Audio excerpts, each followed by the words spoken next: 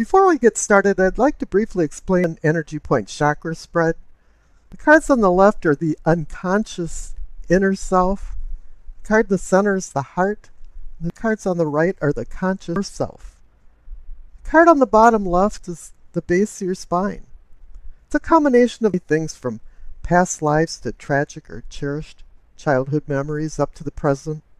We're always culling and bringing new things into our lives and evolving. That's why I'm calling it sourcings and urgings instead of foundation. The second card up is your pelvic or sacrum. This is awakening or arousing. This is where your spiritual awakening is and growth of all kinds and includes your sexual prowess. This can be a cosmic life breath. The cosmos has natural laws that live in harmony, but we don't always live in harmony with them. Top left-hand card is the solar plexus, or what I consider sensing and feeling. This is where you get those gut feelings about something when they're right or wrong. This is also a universal life force contrary to a cosmic life breath. This is where chaos ensues in our lives. The center card is the heart of the matter or the situation. We're always asking questions. Why did this happen and what's going to happen next? The heart of the matter must connect with the unconscious and the conscious, so we can leave our shadow self in the dust. Another Jungian reality here.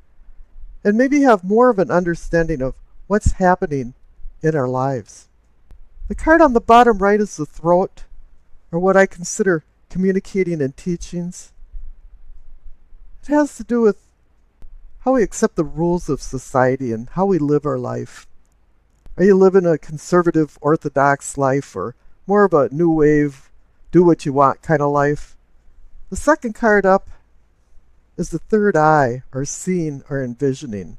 It's more of bringing things from a linear to a three-dimensional perspective. The third eye is our pineal gland in the center of our brain that's activated by light. So this can also be considered enlightenment. The card on the top right is the crown, our knowing and understanding. You can have a lot of knowledge, but if you cannot apply this knowledge wisely, it's not wisdom. In the past, I used to pull a hidden Rider-Waite card as I was doing the readings, but for logistic reasons, I'm going to be pulling all of the cards at once and then putting these clarification cards alongside each of the main cards as I'm telling the story of the reading. The subtitles will direct you through this so you don't lose track of what's going on and where I'm at and what card I'm reading. And then on the left, I'll be putting a past card. And on the right, I'll be putting a future card. And on with the readings. Hey Virgo, I think you noticed that I won't be doing a Messages of the Angel card reading. And in lieu, I'll be doing a rune reading that's associated to the tarot card reading. I like runes. I grew up part of my life near a very famous rune stone, and I have a connection to the runes. I've had these little runes for years. You'll see them under the center card. I have a rune on the back of a miniature Rider-Waite card so you can see it. I do plan on doing more future rune readings, so maybe I'll have to get some bigger ones at some point in time. Now, as you're listening to reading, think about a yes or no question for something you desire. Because at the end of the reading, I'll be doing a 8-ball game, and we'll see what the answer is. Now, I know everybody pretty much clawed through or are still clawing through. I'm not sure when you're listening to this, but it looks quite a bit brighter. The planets are in harmonious aspects to each other, and the commanding energy is air and fire, and air combusts fire, so things are meshing really well, and it has more of a breezy and free flow feeling to it. A lot of the signs are changing their attitude and finding new ways to move forward, and there was a lot of Wheel of Fortunes and Nine of Cups, the wish card. And then there was a few signs here that need to make some decisions, and Gemini was one of them. And definitely You're the other one that needs to make some decisions, some dire decisions. If memory serves me correctly, you've been holding back making some very important decisions in your life, and it's ramified your life. It's impacted your life to the point where the tower is shaking the foundation of your world. Now, you're not the only one that received the tower for these readings I've done for you. The tower came up over and over again for people to renew their life and release themselves out of bondage and finding relief. And this is really what you have to do. Let's go into your reading and see what's going on here. I'm going to start from the past because I think it's very pertinent and also pivotal for what your present is bringing you and what's in your future. On the left for your past, you receive the King of Pentacles and the Five of Pentacles. The King of Pentacles is the apex of wealth and health. Or is it? Because the Five of Pentacles means you're impoverished. You're lacking something. And if it's not material things, and I don't see it happening there because of the King of Pentacles, you're impoverished emotionally. You feel like you're lacking in love and there's a black hole somewhere. Maybe it's just your perception of it, but that's enough to change everything. I came across the word deprivation the other day, and it is the damaging lack of material things or things that are needed in your life. And I thought, that is the Five of Pentacles. And then it has a lot of D words involved in it. Deprivation, destitution, hardship, denial, distress. Okay, one of them wasn't a D word. Things haven't been going very well, especially in your recent past. Now let's go over to the base of your spine. You receive the Nine of Swords and the Seven of Swords. The Swords are our harsh teacher, and you got two very harsh cards here. The Nine of Swords is about being in the depths of despair. We're back into the D words of despondence, distress, discouraged, desperate for hope and relief. You've been your own worst enemy and in some state of dissolution and personal torment. Something is bothering you that's eating you up inside. The 9 circles of Dante's infernal hell are sucking you towards the gates of hell and putting you across the river Styx. But the number 9 means a completion is occurring and just around the corner. And perhaps difficulties will lighten up, but it's really up to you to make the right decisions. You have to face your fears, or they'll face you. You're at the back gates to an end of a cycle. Thank goodness. Now the Seven of Swords is the charlatan card. Somebody's stealing from you, but typically it's somebody stealing your emotions. They're being emotional vampires, and the only thing you're guilty of is allowing it to happen.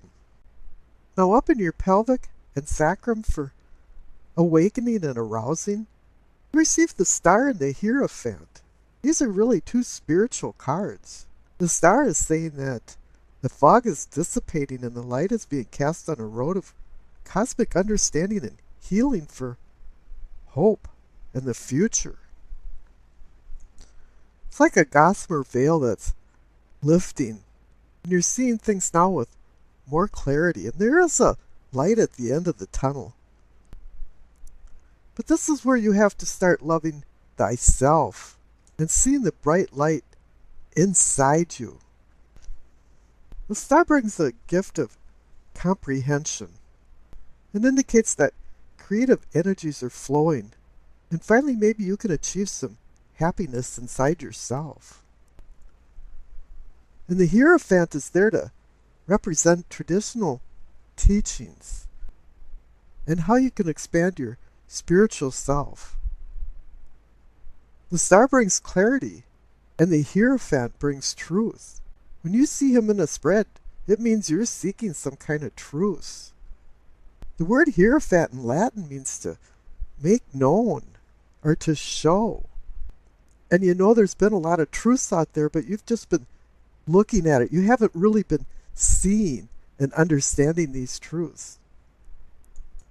Now up in the solar plexus, for sensing and feeling. You receive the Eight of Cups and the Five of Cups. You know, everybody thinks the Eight of Cups is a bummer card, you know. Oh God, I got the Eight of Cups. I'm walking away from something. But to me, it's like freeing yourself. Oh yeah, I'm out of here. I'm not sticking around anymore. It's time to leave. It's time to change. And the Five of Cups, too, is another card that's about a lot of D words: despondency, displacement, depression. It is time for you to move on and change it out of here. I know some of the readings I've given Virgo lately have been very tough. And I know Scorpio has gone through 5 years of just disparity. Saturn's been in the second house. A lot of things have been going on with Scorpio and Virgo. And now Scorpio's starting to climb out of this, but now it's up to you to start seeing some truths to climb out of the hole that you're in now, because you've been in a black hole. Now in the center, for the heart of the matter, you receive the Ten of Wands and the Three of Pentacles. Now this isn't anything new to you, that the Ten of Wands indicates a lot of responsibility and a heavy load. Since you're so detail-oriented anyway, you usually do take on a heavy load and do a good job at something and recheck everything diligently. Now the Three of Pentacles indicates that you're building something. I call this the Architect card. But it's also usually indicating a group effort, some type of teamwork. Everybody's on the same sheet of music, and you're sharing the achievement of goals. And the message of this card is to get with the program and find balance and enjoyment through your work and collaboration with others. Find a happy place with others, because I don't think you have, or completely have. Now down on the bottom right, for your throat, for teachings and communicating, you receive the Six of Swords and the Seven of Cups. Now the Six of Swords is a card about moving on, just like the Eight of Cups. It's telling you for a second time, maybe you should rethink some things and move on away from some things. And the Seven of Cups is saying the same thing. The Seven of Cups is about a difficult decision. There's a prize and a poison in each cup, and you're not sure which cup to lose and which cup to choose. But if you don't make a decision, that's a decision too. And boy, this is reinforced up in the third eye for seeing and envisioning. You received the Two of Swords twice. And two, to me, means decision, balance, and partnership. This is also another hard decision, because the woman has her two arms over her heart chakra.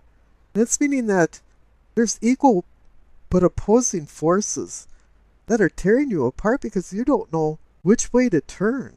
And you're in the middle of some type of dilemma. And this is reinforced up in the crown for knowing and understanding, because you received the Tower. Now the Tower showed up in this series quite a few times, but it's only been like fault zones running underneath the Tower. But here, this is like a collapse. It is time to free yourself from bondage. You know, you've got the Nine of Swords down there, keeping you up at night. Something's bothering you. You know, you've got the Five of Cups. And in the background, normally, of the Five of Cups, there's always an illustration of a bridge. And it's telling you to walk over the bridge. You know, some cups are spilled, but some are still full. And you have to look at life as the cups are half full and not half empty. Now, this Tower card is starting to shake not only your conscious, but your unconscious self. Your whole cage is starting to shake. And the clarification card is the Queen of Cups. She's staring into a cup with a cover over it. This is indicating that you're supposed to use your intuition to start driving your decisions. I mean, logic and reason has to be behind it. But you haven't been listening to your gut feelings. You haven't been listening to the subtle messages from the cosmos that's saying, yeah, you really have to change to make yourself happy again. Now, we've discussed the past, so let's skip over to the future. The main card is Temperance. You know, she's there for the rebuilding and to clean up the rubble from the nuclear explosion. of the Tower. It's kind of like the cosmos left you a blank canvas, and now you have to do cautious brush strokes. Use moderation and self-control and restraint while shedding impulsive desires. All types of relationships require temperance. And resisting change makes you your own worst enemy. And I mentioned that to Gemini too, is that they've been their own worst enemy because they haven't been able to make decisions. Now I pulled 2 clarification cards for the future card and received the Chariot and the World. The Chariot is about overcoming opposition, overcoming opposing forces, and using discipline and willpower to move yourself forward. And the World card is there to say, yes, if you can do that, then you've earned and learned, and you can change. Don't fear the Tower card. It's there for a readjustment and a reset button for your life. And it's there because it was direly needed to show up in this reading. And I wish you acceptance, peace, and happiness.